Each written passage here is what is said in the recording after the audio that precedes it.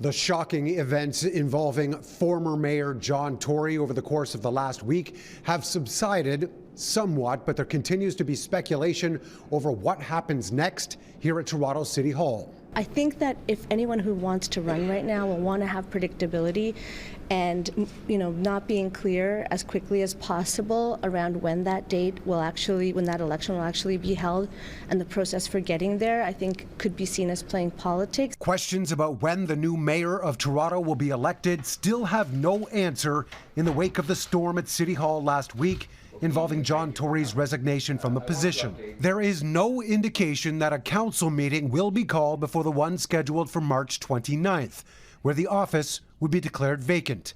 Based on that, the by-election would take place between June 13th and July 13th. We've had a decade of decline, and Toronto needs a robust conversation about where we go next.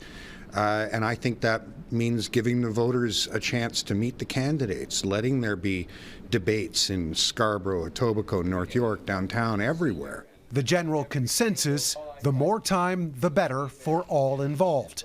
While Deputy Mayor McAllister does not hold the strong mayor powers Tory did, she no doubt hits the ground running with an agenda already in place. Residents can rest assured that my entire focus at this time is ensuring a smooth transition and continued good governance. Councillor Chris Moyes, who was chairing the Board of Health meeting this morning, believes it's possible for council as a whole to get things done over the next few months without distraction. Things will come up. I don't know what may come up in the next month or two, but as a member of council, if it's a small policy issue, a large policy issue, we will deal with it as councillors.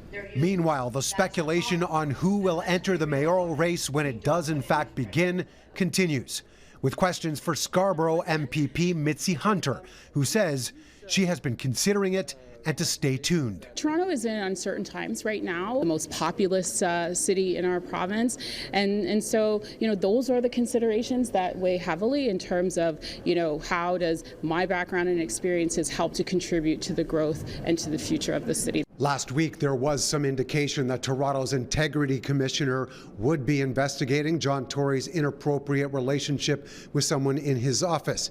Today, there is confirmation that the investigation is in fact taking place. Mark McAllister, City News.